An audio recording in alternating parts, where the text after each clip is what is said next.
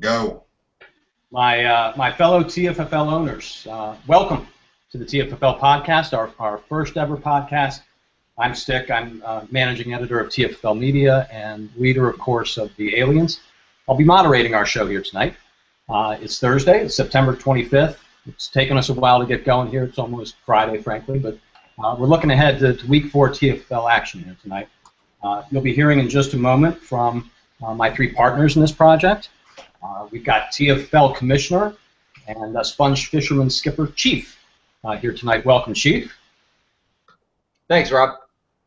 Plus the owners of last year's two-pack full combatants. We've got Hank, the czar and CEO of the K-Wheels, and Berto, owner of the TFFL champion Jack's Giant Killers. Welcome, gentlemen.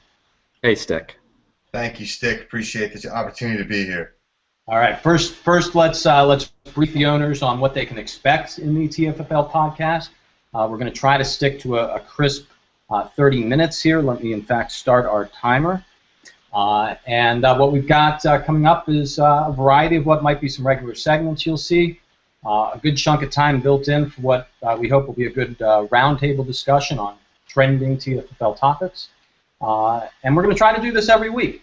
We're going to need guests. We'll probably need substitutes. So you'll get your chance if you want it. In the meantime, tell us how we're doing. Tell us what segments you like, what topics you'd like us to tackle. Okay, first segment of the night. It's a fun one, a quick one to start things off. TFFL trivia time. Chief, Berto, Phil, I want you to write down your answers. Listeners and viewers at home, you too. I'll give you the correct answer later in the show. Here's the question. Name the only TFFL franchise never to score 100 points in any game in the history of the league. We'll come back to that one later. All right. For our next segment, I'm finally going to yield the microphone here a bit to our commissioner. Chief has got some awards for us, best and worst lineup moves of Week 3 action. Wonderful. Thank you, Stick. Thanks for the introduction. Thanks for kicking this off. Hats off to Mike Bartolozzi for the planting the seed of this idea, which is started from there. Is everybody else thoroughly tired of hearing about the K-Wheels? I'm tired of talking about them. I'm talking about reading about them. I'm talking about writing them. I'm tired of thinking about them, as they have 20-some-odd points already this week. However, best lineup decision this week goes to the K-Wheels. Listen, Stick, I, and Hank were having drinks on Friday, and Hank said he was going to start Wes Welker in his first day off suspension. Lo and behold, Sunday comes, and Kelvin Benjamin is in the lineup for the K-Wheels instead. Kelvin Benjamin ends up with 12 points compared to 3 for Welker. Hank's game wasn't that close, but the 9-point swing at the last minute earns him the good move of the week. On the opposite, would anybody be surprised if I said worst move of the week was made by Nick Martinelli? No? Because it was. No surprise. Now, Nick didn't make just a bad move in the regular sense. He sat a guy and started a guy who played worse. Nick used a free agency move to waive Sebastian Janikowski in order to sign Dan Carpenter. And not only does he have a negative 5 points from that transaction, Nick still only has 1 kicker. He'll have to burn another free agent transaction to get another kicker at some point. Now, I don't think Nick thinks ahead any further than dinner time, but this has to stop. Nick Martinelli, you get the worst move of the week. Nice. Well earned. All right, let's hand it off to Hank for our next segment. We're going to start looking at, believe it or not, even after Week 3, a playoff forecast and a draft 2015 forecast. We're going to have obviously a season-long look at the ebbs and flows of the TFFL standings and the power rankings and how teams are shaping up looking into the season. It's pretty clear this week we got a good tilt with the K-Wheels, who I know we're all sick of talking about, but when you're dominating the regular season, that's what you talk about. The K-Wheels playing the Hams this week, 2 3-0 teams. One of them's going down. A little worried about Peyton not playing this week, but Eli seems to be doing just fine. So, yes, well, we fully intend to continue being undefeated. So the Hams are looking good as the class of the South right now. And the Mongols are actually the other team that's been doing the better in their division after a round of division games been played. We got a lot of middle, the Beavers, the Fishermen, the Senators. So the Senators are really going to be the down team. I think the Senators and the and the Packers. As we saw last weekend, the two teams that were battling it out for the first win. They're at the other end of the spectrum, probably going to really enjoy the very few wins they're going to have this year. In the middle's messy. You've got teams. Obviously the Aliens have started off strong. They got the Boba Fetts and the Lizards, both strong teams. That division is wide open, but right now the Aliens hold the lead. We know the Giant Killers are good. Defending champs are not going to go down easy. I feel very lucky to have a win over them. So we're going to see how it shakes out. But I think that the early money says that the Senators, the APAC need to get it in gear quick, or they're going to be trading off their teams. And the Hams and K-Wheels this weekend looks like a pretty good matchup for what we might see later. Just looking at this real quick, you got to be impressed with the Mongols. 2-1 to start the year, despite RG3 going down, despite Eddie Lacy not doing much. Nice drafting by the Mongols. Got their quarterback. Absolutely, Eddie Lacy might be up for bust player of the year at this point. He's really underperformed, and the Mongols should get some kudos for stepping up. All right, let's jump into the Around the Tube segment of the TFFL podcast. We're going to chat here for a little while about some trending TFFL topics. And let's pick up sort of where we just left off. Hank laid out the playoff picture at this very early juncture. He'll be doing that each week on our podcast, and it'll obviously grow in relevance as we get closer and closer to Week 13. So for the first topic of conversation, guys, how much longer before the playoff picture is so relevant that people have to start acting one way or another? When will we see owners start to draw some conclusions and make some reactionary moves? That I'm a playoff team, I need to go add a big-name talent to separate from the pack, or I'm not a playoff team, no way I make the playoffs. It's time to start positioning myself for 2015. How many more weeks? I think it's week 6. So that seems to be, to me, the watermark. Although it could be later this year. And the reason why I say that is we have 2 3-0 teams. So if teams keep, if the winning teams keep winning at this point, and a lot of those mediocre teams can stay in the hunt, it's gonna take a while to flush this out. But I think week 6 is the week where you start seeing some moves. Berto, you're in an interesting position. You're a good team. You're 1-2. What if the Killers are 2-4 after 6 weeks? 2-4. That potentially would be a time where I would start thinking about making some moves. For me personally, I need a little bit more youth on my team. That's part of the reason why I made the Hill deal this year. I figured move up, get into the first round, get one of those rookie running backs this year, and let's see what happens. Now you look at a team like the Beavers. If they stick around, that's a team that has 3 first-round draft picks next year. That's a team that could start to make some moves, buy some talent, put themselves in a position to make a run. Good call. Hank? I think it's entirely going to come down to what your division's doing. The last few years, there seems to be, and Stick, it's your division primarily as far as I can tell, where the 3 teams have been within a game of each other very, very late in the season. Whoever makes that first move maybe separate themselves a little bit earlier than going into Week 10 and Week 11 and Week 12, where those last 3 weeks you have that round robin within your division is going to say whether you stay home, whether you go to the playoffs.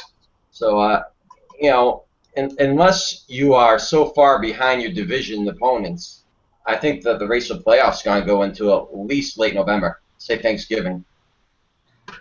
Yeah, and I think you're right. I think it depends upon what division you're in, right? So, if I'm looking up at the Wheels and they already have a 2.5 game lead on me, I'm in a tough spot. So you're playing for a wild card. If you don't have the chips this year to push in, you got problems. So if you don't have a first-round pick next year, if you don't have a second next year, you're in a bit of a bind. Berto's already positioning himself for late-season trades or mid-season trades. Get ready. No, I think all that's right. I think the divisions are going to be tight, and as you're in it and with a chance to win the division at the end, I mean that's really what you're trying to do. There's going to be some teams like we talked about the Packers and the Senators specifically that are probably going to be out of it in the next week 6, 7, and will be the first ones to probably start shopping some guys. I'm looking at you, Larry Fitzgerald. I think that there's some other teams that probably in the middle.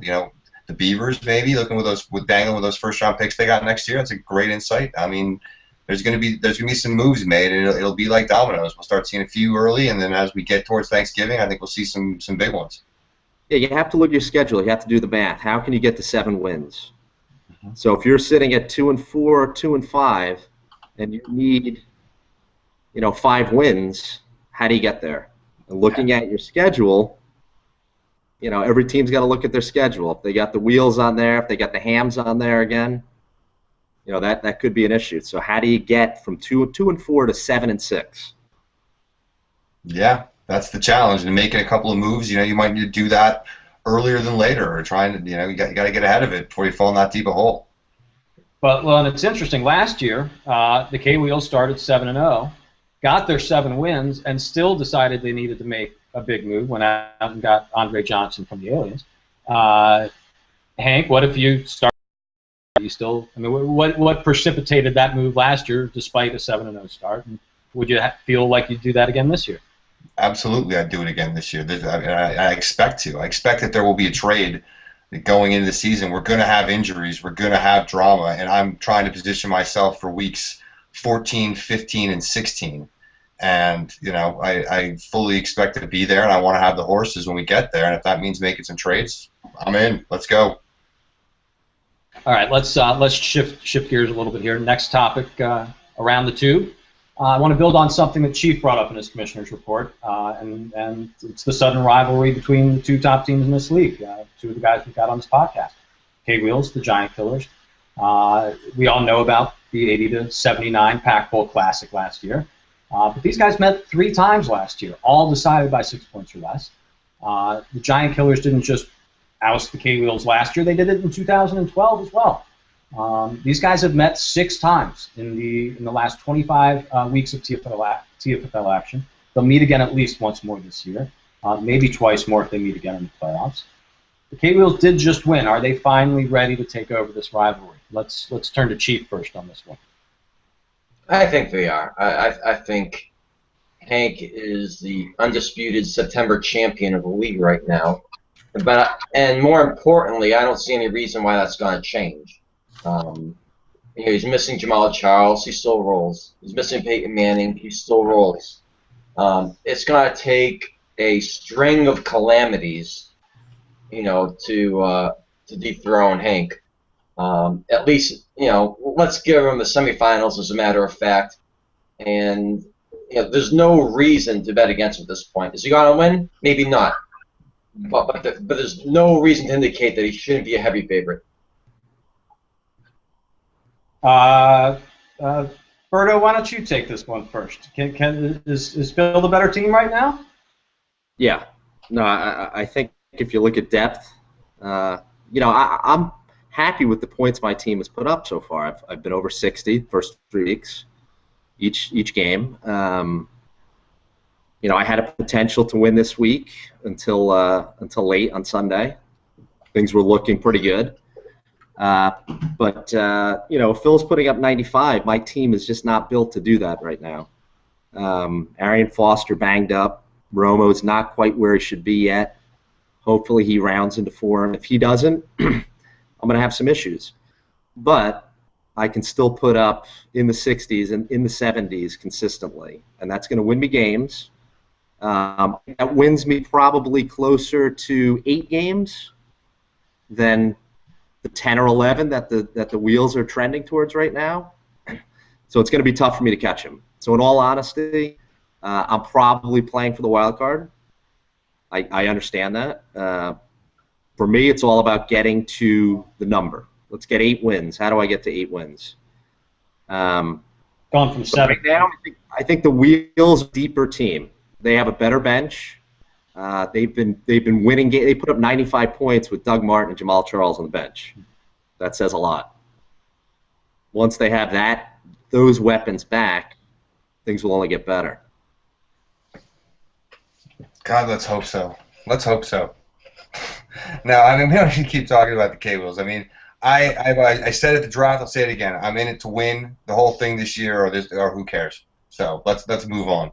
I think we talked about this on the drive back from the draft. Chief had Tom Brady when he had his 50 touchdown year. Phil had Peyton Manning last year. Sometimes, the wrong week in the playoffs just derails those big seasons. And, see if the K-Wheels can do it again. Well, I mean, and specific to that one, that was a game where the Patriots were out there home, if they're in a Buffalo kind of situation where it was 30 below zero and a hurricane out there, 6 inches of snow on the ground, and really that's all it takes. All you can do is you put yourself in that spot. And Peyton plays in Denver, so it could happen. It could happen. And you try to build your roster so that if it does, you're not dead. What are you going to do? You got to start your guy, especially if he's in the middle of a 50 touchdown year. I'm not going to lie to you though. That had a big factor in me ditching Tom Brady for Phillip Rivers last year. Those playoff games. There's a whisper. Nice. Sure. Watch the weather. All right. Next topic. Wide receiver Sammy Watkins. I feel compelled to talk about this. His fall in the TFFL draft was unprecedented in my opinion. Berto was sitting next to me. He can probably tell you how shocked I was as Watkins kept falling. I had him as the number 3 overall pick in the draft to the Lizards all offseason long. He's an instant number 1 wide receiver on his NFL team, a high upside, long-term keeper, a guy you draft him and you've got to keep her for at least 5 years or 10 years. The Lizards passed on him at number 3 in favor of wide receiver Mike Evans, a rookie in no better situation in Tampa Bay than Watkins is in Buffalo. The AMPAC passed on him at number 9 in favor of Marcus Wheaton. The Senators, with 2 more second-rounders to spare, passed on Watkins at number 13 in favor of short-timer Steven Jackson. Quick 2-part question. Was I insanely high on Watkins, projecting him way too high to the Lizards? And if not, how much regret should these franchises have at this point? Watkins had a big game in week 2. I think this guy's a talent. Stick, I'll take that one first. I'm looking at the draft here, and everything makes sense, right? Up until you had all the rookie running backs and Mike Evans go in the first 7 picks, and then you have the Dirt Devils taking Jeremy Maclin at 7. Okay, that's fine. He's having a very nice season so far. Then you got some question marks between Marcus Wheaton and I know Chief took Cooks at 10. Benjamin, I like Benjamin at 11. I think that was a great pick.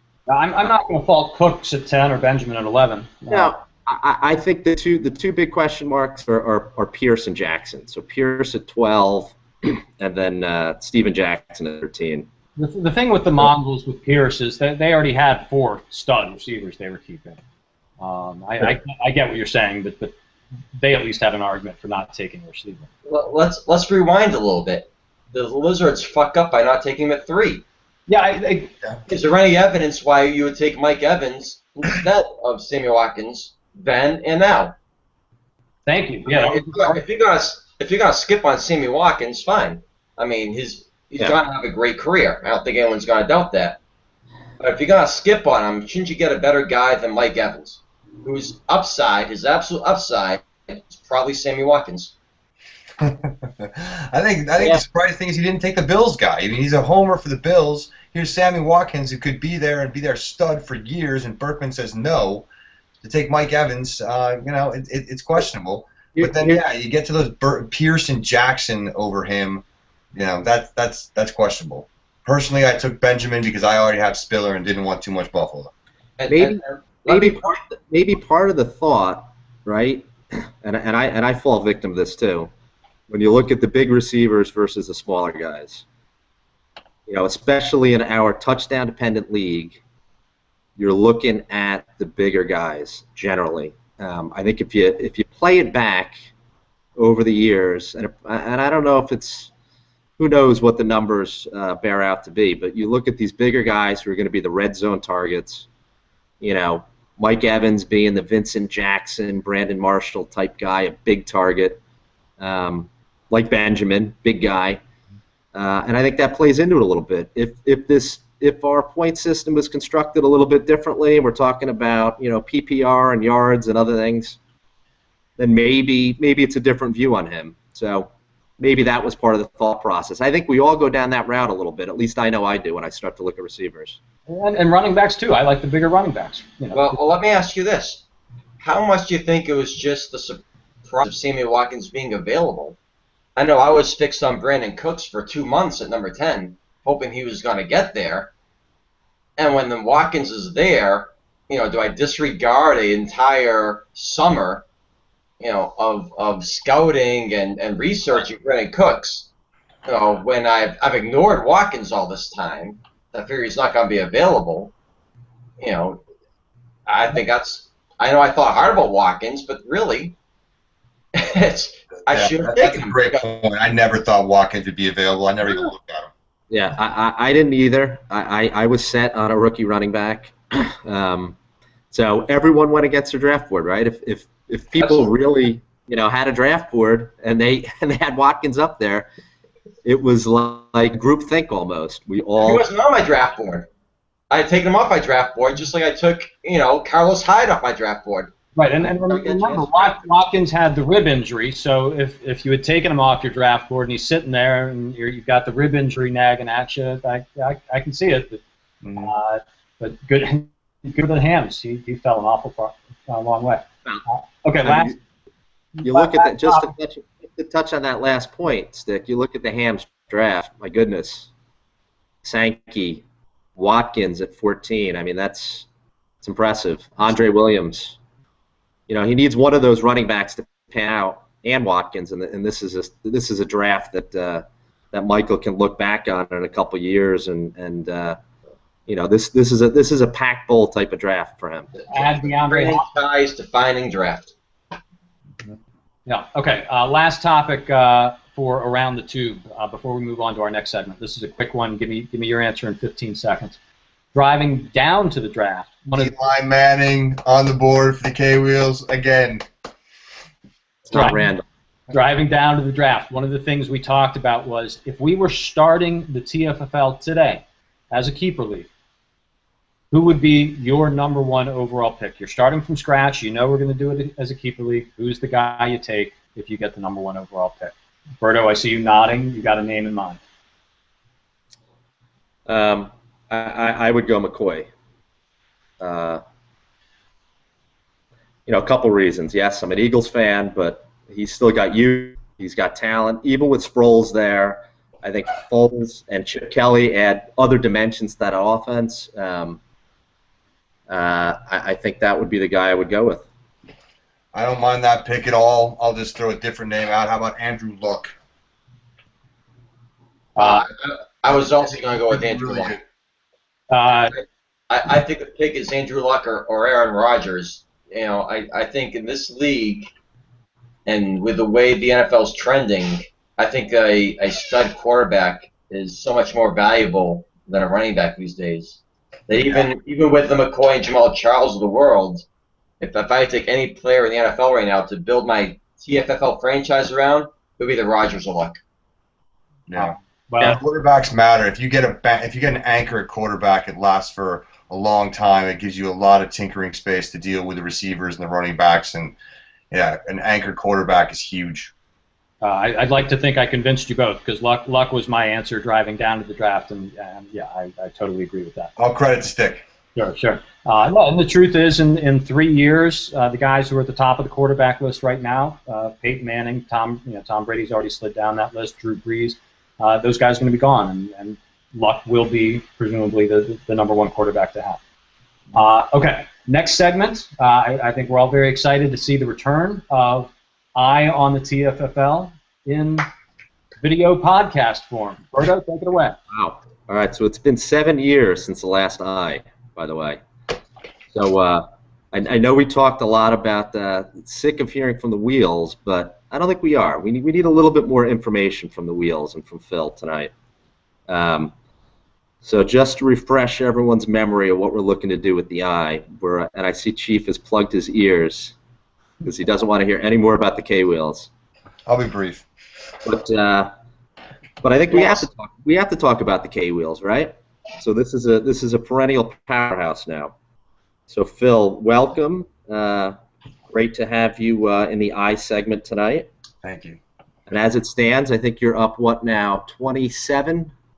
27 to nothing right now on Thursday night. Second Thursday night in a row that my man has posted 20 plus, and God, that's nice going into Sunday with a big lead.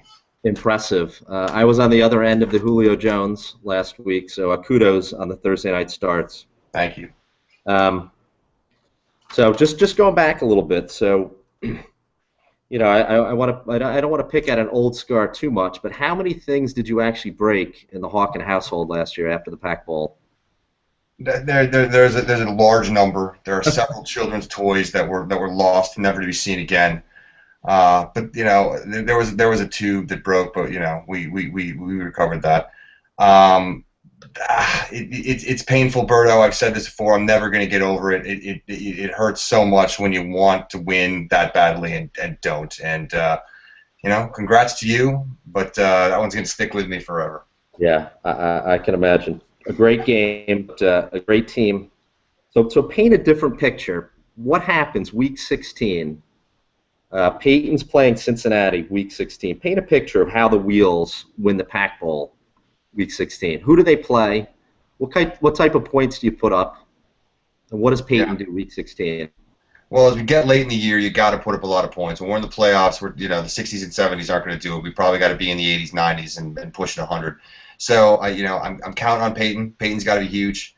It's interesting how the running backs. We talked about that just a bit ago about how they're sort of becoming interchangeable. I mean, I haven't had Jamal Charles score for me at all thus far, and Doug Martin's played one game.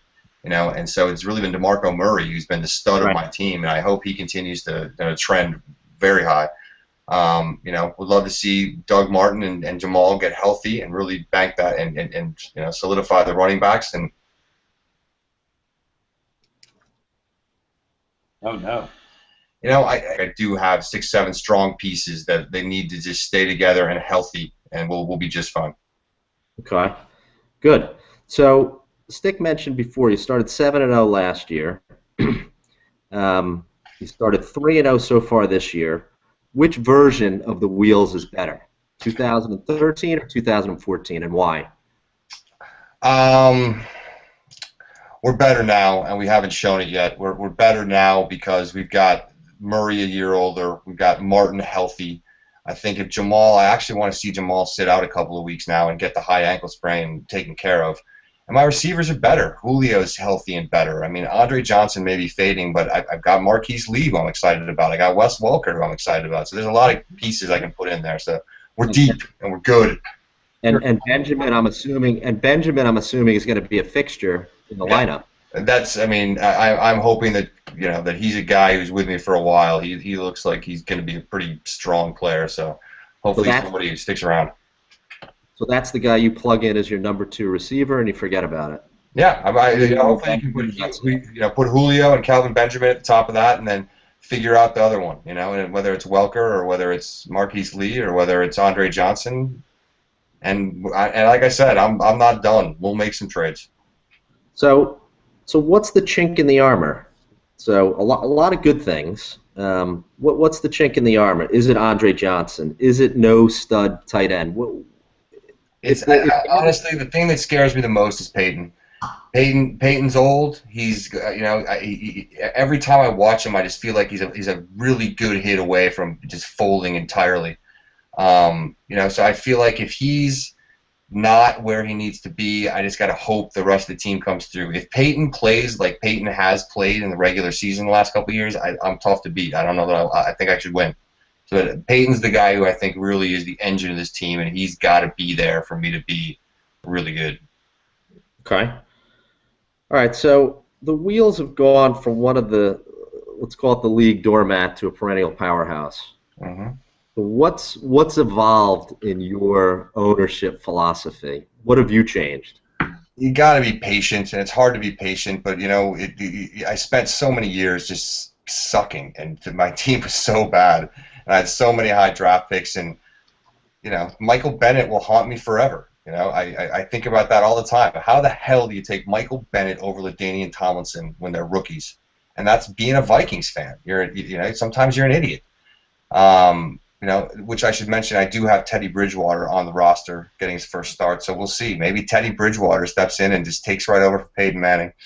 But no, we all know this league is about building, and getting your guys hot at the right time. But sometimes it's a multi-year process, and for other of us, it's decade-plus process. Well, what I've noticed is the Wheels are more willing to pull the trigger now. Sure. You used to be a team that would never make a trade. I would rarely ever see a Wheels trade. Yeah, that's fair. That's fair. I fall in love with my players a little bit, and I'm scared to let somebody go only to watch them just become the player I thought they were going to be. So I definitely hang on to guys a little too long. But no, I've embraced this. Like I said, I want to win. If it takes a player or a draft pick to get somebody that's going to help me win, I'm in. Let's talk. Okay. All right. So let's shift gears a little bit. Let's talk about two other franchises other than the Wheels. So give me one team that you think is on the rise and is going to be a force to be reckoned with over the next couple of years, and who's hitting the iceberg dead ahead.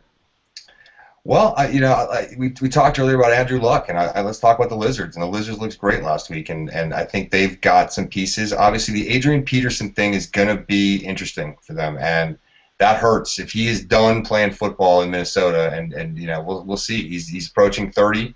That could hurt them. I think they're going to be good. We talked a little about the Mongols. The Mongols could be good. The Beavers with their early picks next year could definitely be good.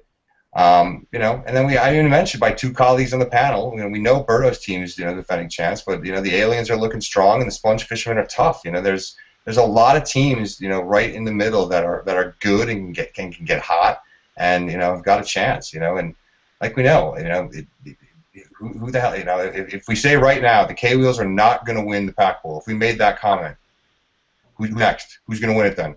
And I think you could probably make an argument for 6 or 7 teams that would have a very good shot of doing it. And so, hey, I think there's a lot of teams that could come to pass. He is staying healthy. Got to stay healthy. Yep. And, got to get a little lucky, too. Your quarterback's got to play really well in cold weather. And how about the other end of the spectrum? Who's hitting the iceberg? The Senators are in trouble. The Senators are in real trouble. And you talk about willingness to make trades. Kramer is always willing to make trades and has made some bad ones. And they're in trouble. I think the Ampac are in trouble. I think that Ralph has, kind of had the ultimate pendulum swing as I had. He was so dominant for so long, and he's not good right now. And we'll see if he can get out of that. Russell Wilson is a great NFL quarterback, probably never going to be a great fantasy quarterback.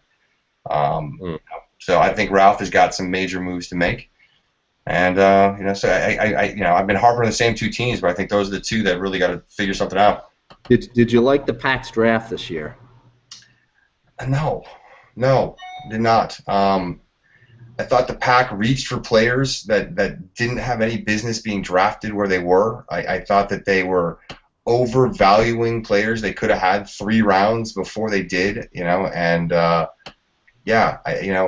you talked about how the Hams had a really great draft. I think the Giovenco brothers can bookend the quality draft lists on this last year. Okay. All right, so we're going to end on this last question here. More about the TFL in general. What's the one thing that you think we can improve in the TFL? If you had to put your finger on one thing that is a weakness right now that we can take the bull by the horns and fix, what would it be? Look, I'm a loyalist to the TFFL all the way, and I don't think we're necessarily weak in any. Look at us right now. We're freaking 10:50 on a Thursday, and we're doing a podcast. Continuous improvement, though. What could we do better? What can we do better? We're all getting older, and we're all getting busy, and we all have tons of things going on. But the little banter with opponents from week to week, trading the emails, that give everybody a nudge and have more ongoing dialogue from week to week with your opponent directly, I think is something we could all step up a little bit. Okay, fair enough. All right, excellent. Well, thank you, Phil. I'm going to open it up to Stick and to Chief. Stick, if you want to add any thoughts, any other questions that you wanted to ask Phil, or any other thoughts about the K-Wheels on your mind? Hank, I'm just curious, if Peyton Manning were to get, heaven forbid, get injured this coming week. Heaven forbid. So we'd have 9 weeks to go in the regular season after this. Well, okay, so he's on a bye week 4. Let's say he gets injured week 5. Yep. 8 weeks to go. What's the K-Wheels record without Peyton Manning in those 8 weeks?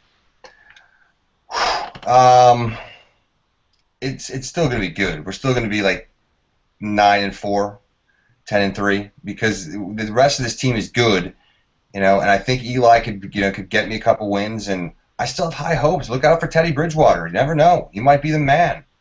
And worst case scenario, I'm like I said all along, I will give up draft picks to enable someone to lead this team or to step in as a quarterback, and there are plenty of guys out there that have got quarterbacks worth targeting, and some of them will be out of playoff contention soon. So, I think there's a number of options open. I'm very hopeful that Peyton is the guy leading this team, but if that should not come to pass, we will immediately get on finding an adequate replacement. Chief, anything? Nope. All right. No, just slam the impact again. Yeah, look. Can we all just take a minute and recognize that Ralph, of the pomposity of Ralph, that does that loves to remind us how many titles he has and how dominant the AMPAC have been year over year, are 0-3 and look like they may be peaking right now. This is a bad team that's going to get worse.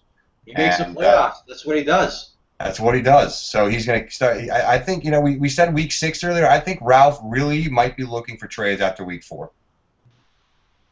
All right. Right. Berto, Over to you. Do you have somebody in mind for week 2 on the eye? No, we'll keep that a surprise and suspense for now. All right, good. Okay, next segment. I got to confess and apologize to our viewers and listeners. We're running longer than the 30 minutes I hoped we'd stick to. The eye went a little bit long. Shocking. The around the tube went a little bit long. It happened. I got to be up in 5 hours. I don't care. Let's go. All right. So next up, let's start looking ahead real quick. Chief is going to take us through the week 4 schedule, culminating in a game of the week that we'll talk about real quickly. Well, I think game of the week's probably not a surprise at this point. But going through the schedule, we have the Impact against the Sponge, and listen, Sponge aren't any great shakes this year. They're better than the Impact, but most teams are. If the Impact want to be relevant in 2014, they need this game. Likewise, the Sponge. The loser of this game is really up shit creek. We have the Mongols against the Boba Fett's. Boba Fett started out very, very hot in week 1 and have been kind of, sucking wins since then. Dirt Devils versus the Lizards. Giant Killers, the Senators. Senators said he was going to deliver a win. I'm very curious to see what happens there. Senators say a lot of things. We have the Slippery Beavers at the Aliens. That's going to be a good matchup. See if someone can go to 3-1.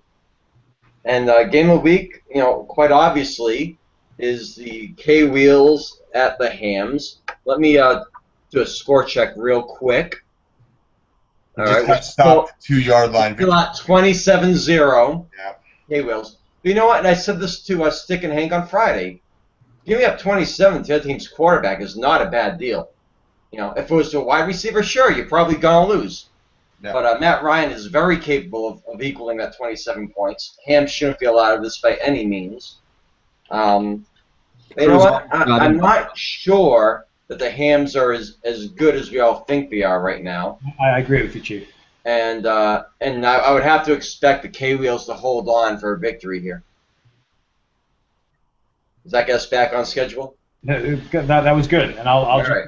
I think it's easy for me to agree. The K-Wheels are probably going to win this game. I think the 27 is a big start, not insurmountable, but but especially when that's your backup quarterback. I see a superior K-Wheels lineup down the line, and they should hold on for this one. I hope you're right. I hope that is indeed what happens. Okay, Berto, do you have a difference of opinion on that one, or are you sticking with the K-Wheels as well? Yeah, I like the K-Wheels. I think 27 is a big number, and even from a quarterback on a Thursday night. Yeah, I don't know. I think the K-Wheels are a team that's going to put up in the 80s consecutively, so the Hams got a huge task in front of them. So here's a call the K-Wheels final score for this week. How many points the K-Wheels got to score this week? I'm going to say 89. Wow. They've got some good matchups. If Niles, well, I don't know what we're going to do with Niles Davis and Jamal Charles, but yeah, this team's going to score in the 80s, 86. I'm definitely taking the over on that one. Wow. I'm going to say probably around 95. I put up 95 last week. I will co-sign for that right now. Let's take 95 and run.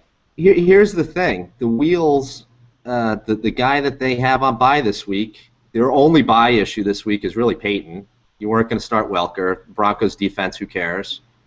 So the guy that needed to replace Peyton is banging it up tonight, and Cruz almost got in there. He almost got him at 33, and he still might. And Eli Manning will be available for trade for Week 5. Okay, hey, enough talk about the K-Wheels. All right, TFFL trivia time once again. Hank, who do you got? Who is the one and only? I'm guessing. I don't know. The one and only TFFL franchise never to score 100 points in any game in the history of the league. All right. Berto, who do you got? Got the Mongols. Berto?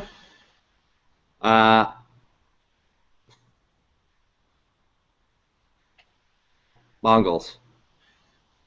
Chief. SENS. Sends. The Mongols is indeed the correct answer. We've been tracking that one in the archives for years, sort of like the Tampa Bay Buccaneers never scoring on a kickoff return for so many years. One of these days, the Mongols will do it. All right, we're gonna start wrapping up now. I'm gonna turn it over to our commissioner for some closing thoughts, some reminders, whatever it is he wants to impart to his fellow owners. Wow, great opportunity. Nothing out of the ordinary this week. We have your usual FAIR deadlines. After this week, the NFL season will be one quarter finished. It's time after this week. I think you're gonna start seeing some movement of guys. You're gonna see teams start to hedge their bets to maybe go to next year.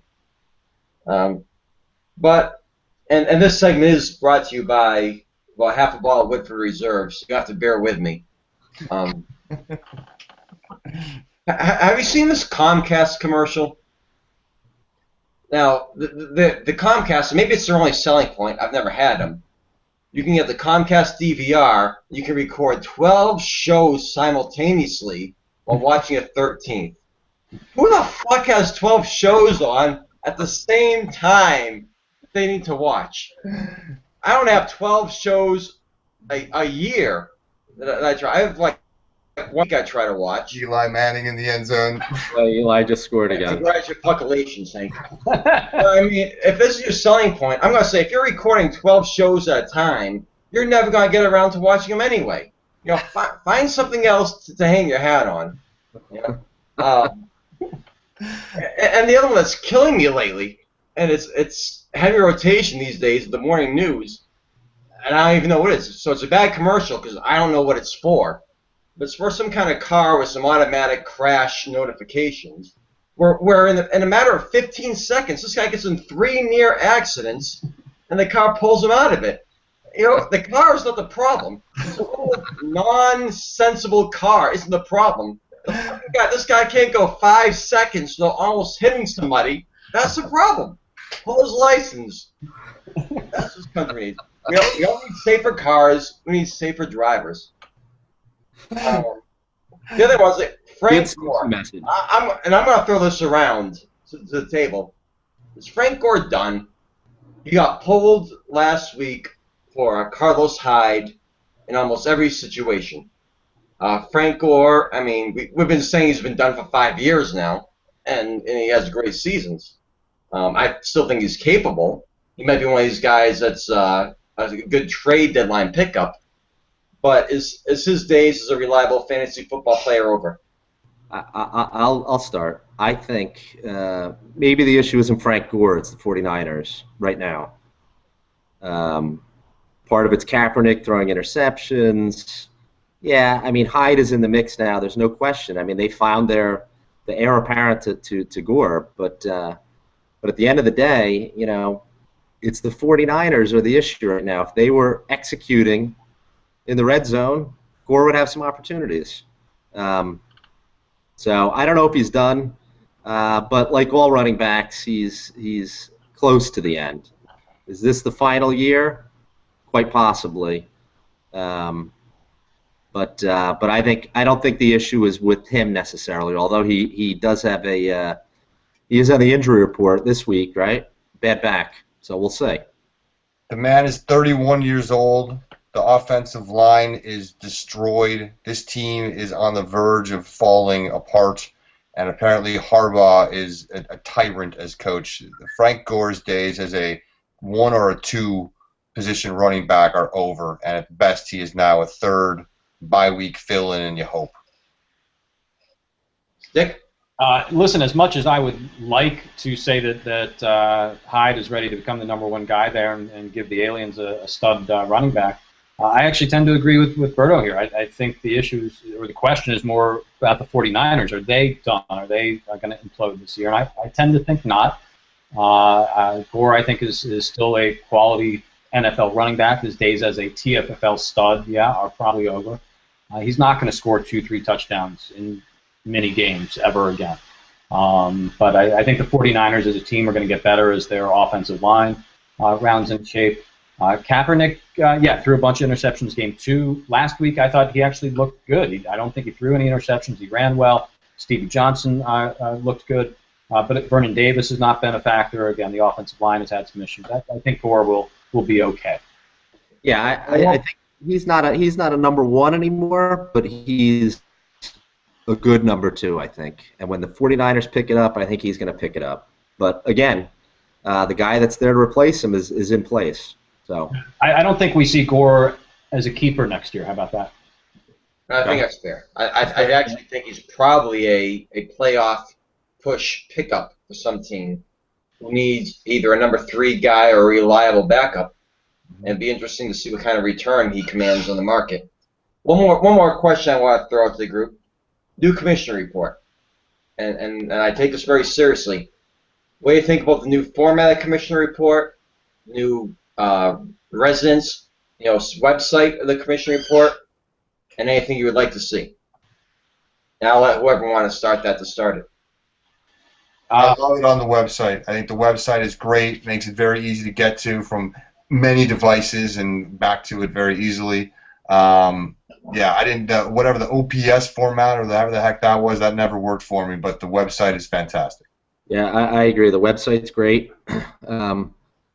It's funny because when I was doing the commissioner report, I would just start going and going and going, and it turned usually into this long multi-page document. You've kept it short and sweet, and it's funny. I was laughing out loud when I read it. A lot of good jokes in there, a lot of good punchlines. I love the picks. I think it's spot on, so keep it going. Yes. Chief, I prefer reading it on the site. I love, I used to enjoy the TFFL blog that we had. I love being able to click into this. It's a quick read on the website. We're evolving, and I think if we keep doing this podcast week in and week out, this is where we're really going to, as Berto described, essentially talk on and on and on, whether it's on paper or whether it's here on the podcast. That's what we do. So I think you can keep it short and sweet. I think we need the free agent and IR order that you give us there. And I like, giving us a couple key trends you want to talk about, and I'll always promise to use one of those as a jumping off point for a around the tube discussion here. Very good. So that concludes the Commissioner Minute, or 5, and I'll flip it back to you.